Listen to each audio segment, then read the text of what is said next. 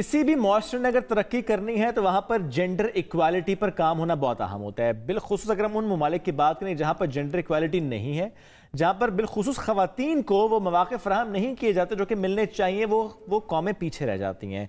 अगर हम पाकिस्तान की बात करें तो यहाँ पर ज़ाहिर है अगर 50-51% आबादी ख़वातीन की है और उनको मौक़े नहीं मिलते, वो आगे नहीं जा पाती, तो ज़ाहिर नुकसान सिर्फ उस खातून का नहीं होता, नुकसान पाकिस्तान का। और शुएब, ऐसे में बहुत सारी ऐसी मल्टीनेशनल कंपनीज़ हैं, हमारी बड़ी कंपनीज़ हैं, जिनके जो लीडर्स हैं वो ये पूरी कोशिश करें कि किस तरह से वो ख़वातीन को आगे लेकर आएँ। बिल्कुल ऐसे उनकी स्किल डेवलप जो हुई भी होती है ऑब्वियसली, लेकिन उनको अपॉर्चुनिटीज़ जो है वो किस तरह से प्रोवाइड की जा रही है। तो बेसिकली इस कॉज का मकसद भी ये है कि उन चैंपियंस को हम हाईलाइट करें, उनको हम यहाँ पर लेकर आए शो में, जो कि इस कॉज के लिए काम भी करें। एग्जैक्टली, एक international platform male champions for change. और अगर हम पाकिस्तान चैप्टर की बात करें, male champions for change Pakistan किस तरीके से यहाँ पर काम हो रहा है, कैसे कोलैबोरेशंस हो रही हैं, ज़रा हम हर कुछ हफ्तों बाद आपके साथ एक नई कहानी शेयर करते हैं कि कौन सा नया इदारा जो आप कोलैबोरेशन के साथ है और कैसे वो अपने इदारे में इन चीज़ों को आगे लेकर आ रहा है।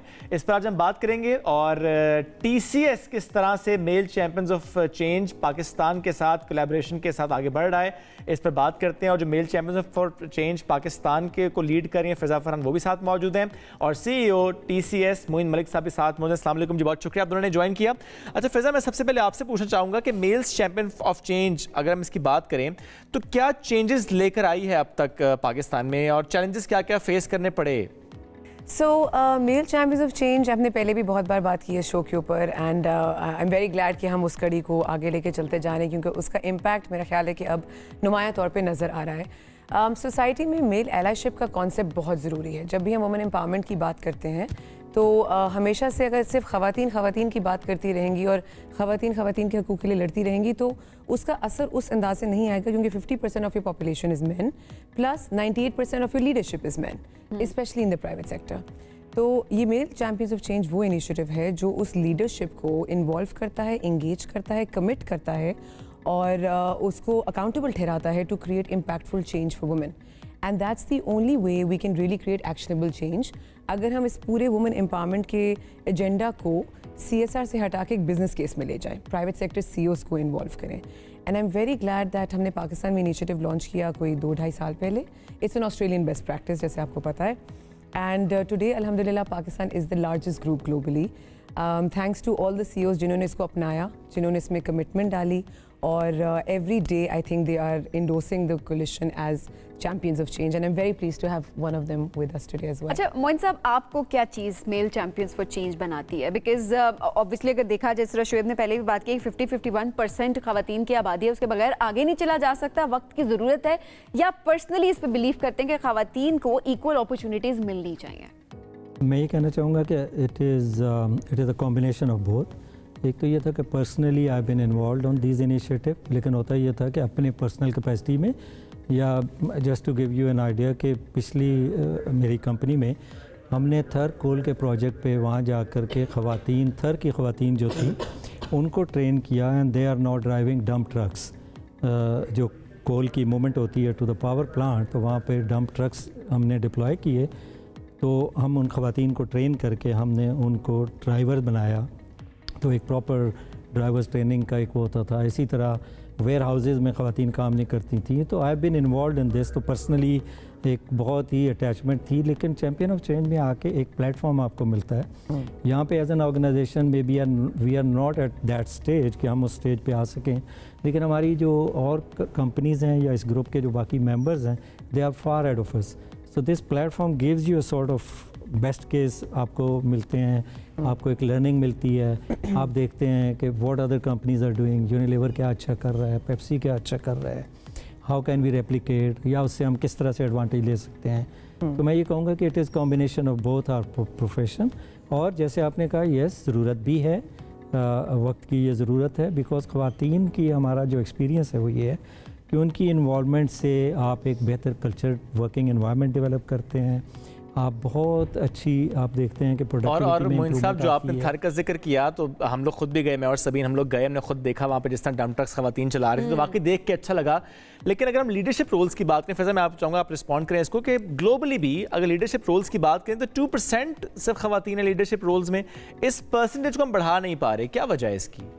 बहुत सारे रीजंस हैं जो ये मतलब ख़वातीन का मेरे, क्योंकि I have been working in this field for about 20 years now, I feel चीज़ें चेंज हो रही हैं, मोमेंटम बहुत बढ़ रहा है। इस बात की रियलाइजेशन जब प्राइवेट सेक्टर को हो गई है कि इट्स अ बिजनेस केस ख़वातीन को सीनियर पोजीशंस पे लेके जाना।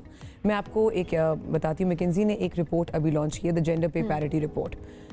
उस रिपोर्ट में क्लियरली फॉर्च्यून 500 कंपनीज़ का सर्वे किया गया, टॉप फॉर्च्यून 500 कंपनीज़, और उसका एनालिसिस किया गया कि the companies that had more women in leadership and management outperformed companies that did not by 26%। अब ये बात इस्टेब्लिश हो गई है कि ख़वातीन को जब आप लीडरशिप पोजीशंस में लेके जाते हो, आप उनको मैनेजमेंट पोजीशंस में लेके जाते हो, तो it becomes a business case, it's actually profitable and it's an economic case. तो it's not just the right thing for businesses to do, it's a smart thing for businesses to do. अब तो mindset बन गया, commitment होगी, clarity आ गई कि करना है, सिर्फ CSR का एजेंडा नहीं है। अब मसला ये आता है कि हमारी जो ख़वातीन की इंडक्शन होती है ऑर्गेनाइजेशंस में, वो कुछ 50-50 के रेशियो पे ही हो रही होती है, क्योंकि यूनिवर्सिटी से 50-50 ग्रेजुएट्स हो रहे हैं। And then the Maslow hierarchy goes to a tipping point इस तरह से with less than 2% at the top. बीच में आता है सारा आपका पर्सनल डायलेमा, राइट? व्हेन जब एक औरत की शादी होती है, बच्चे होते हैं, parental care, the unpaid care work that she gets involved in, और उसके साथ फिर बैलेंस नहीं हो सकता। आहिस्ता आहिस्ता प्राइवेट सेक्टर ने ये बात समझ ली और रुझान चला गया है up towards flexible working. Covid ने बहुत साथ दिया इस चीज़ को लोगों को रियलाइज़ कराने में कि there is a way of working which is beyond physical presence.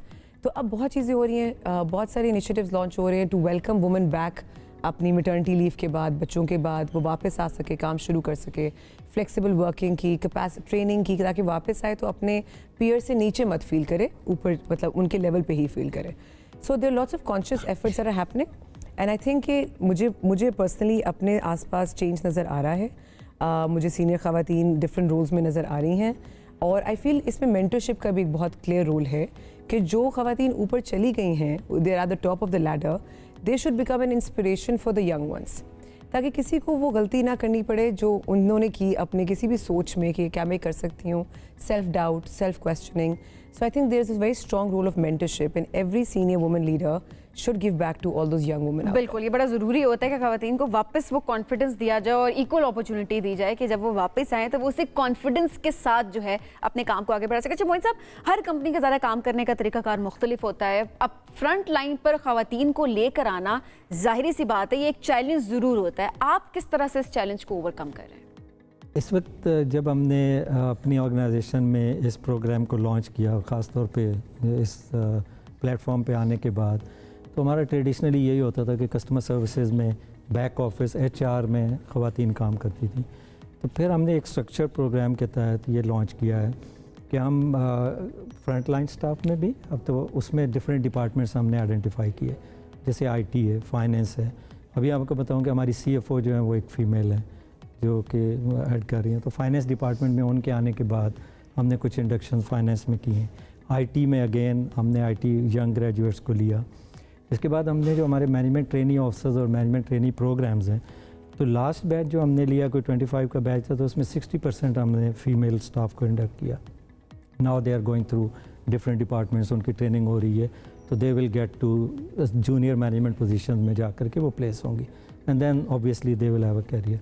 इसी तरह अब एक और बैच हम इंडक्ट कर रहे हैं, तो उसमें भी यही रेशो हम कर रहे हैं।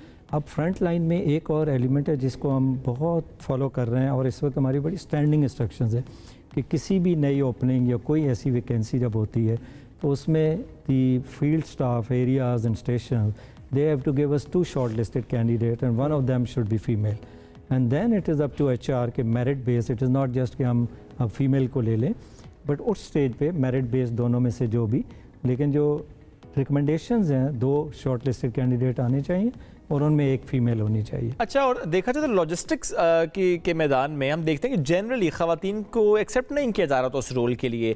क्या ये एक बड़ा चैलेंज होता है? नहीं, मैं नहीं समझता, क्योंकि हमने तो अभी जैसे मैंने आपको बताया कि CFO is running finance department of large company. इसके अलावा हमने डिफरेंट पोजीशन पे, अभी हमारी एक सेंटिमेंट्स एक्सप्रेस की एक सर्विस है, उसकी हेड जो है शी इज़ अ फीमेल और उसके साथ काफ़ी सारी फीमेल, बिकॉज वो सर्विस भी इस तरह की है, gift delivery service, handling of Valentine's day, all those events, तो वो एक फ़ीमेल जो है उसको मैनेज कर रही हैं। तो मैं नहीं समझता कि ऐसा कोई इशू है। और जो चैलेंज की आप बात कर रहे थे, येस एट टाइम्स, अब जैसे हमारा रिटेल नेटवर्क है बहुत बड़ा, 900 to 1000 हमारे, आप देखते होंगे हर जगह पे एक्सप्रेस सेंटर्स नज़र आते हैं। अब हमने वहाँ पे जाके किया तो जो चैलेंज आता है ना, मोबिलिटी का चैलेंज है, कम्यूट करने का फीमेल्स के लिए, वो एक चैलेंज आ रहा है, उसको हम कोशिश कर रहे हैं हैंडल करने की। और एक और चैलेंज ये आता है कि इस तरह के मॉल्स में पाकिस्तान में ये अनफॉर्चुनेट सिचुएशन है कि आप ये देखेंगे एक बिल्डिंग बनती हैं, अब तो खैर कुछ बहुत अच्छे मॉल्स बन रहे हैं, बट नॉट जनरली आप देखें कमर्शियल एरियाज़ में बिल्डिंग है तो वहाँ पर आप फायर एग्जिट नहीं है फॉर एग्जांपल, ठीक है। And what to talk about washrooms, कि लेडीज़ के लिए वॉशरूम्स ही हैं, तो वो एक चैलेंज हमें आ रहा है कि हम वहाँ पे प्लेस करना चाह रहे हैं। And females are also willing, लेकिन वो जो कम्यूट करना है उन एरियाज़ में जाना है, देन अवेलेबिलिटी ऑफ वॉशरूम्स और इस तरह की चीज़ें, क्योंकि बिल्डिंग्स जो हम डिज़ाइन कर रहे हैं उनमें इन चीज़ों को with the exception of few. अच्छा, ये एक बड़ी अच्छी बात है कि इन सारी चीज़ों को पॉइंट आउट भी किया जा रहा है, उसके बाद इस पर वर्किंग भी की जा रही है ताकि एक अच्छा इन्वायरमेंट, एक सेफ इन्वायरमेंट प्रोवाइड किया जाए। कोई और बात जो कि आप लोग ऐड करना चाहते हो? बिल्कुल, and that's you know whenever हमारे किसी भी प्राइवेट सेक्टर इदारे में जब वुमेन एम्पावरमेंट पे काम होता है या कॉन्शियसली जेंडर इक्वालिटी के टारगेट्स इस्टेब्लिश किए जाते हैं तो बहुत इंडिकेटर्स को देखना पड़ता है। इंफ्रास्ट्रक्चर इज़ की, बहुत जगह का इंफ्रास्ट्रक्चर इज़ कंड्यूसिव नहीं कि ख़वातीन को वहाँ पे लेके आया जा सके, फिर उनकी पॉलिसी मेकिंग उसके मुताबिक करनी पड़ती है, फिर उनको ट्रेन करना पड़ता है। And then the sensitization of the men, कि मर्द हजरात जो उनके आसपास हैं वो उनको वेलकम करें, वो उनको कोई अजूबा ना समझें बल्कि अपने वन ऑफ देयर ओन समझें, ताकि they get comfortable with it. Because फिर वो आप आ जाते हो, अपने नंबर्स चेक कर देते हो, बट देन एग्जिट हो जाता है क्योंकि she gets so uncomfortable working with women that you know it's a day to day fight. So don't make it a fight for her, make it a comfortable ecosystem where a woman can thrive. सही। फिजा, मोइन साहब बहुत शुक्रिया, साथ मौजूद थे। Mails champion of change की हम बात करते, इस कोलैबोरेशन का जिक्र कर रहे थे।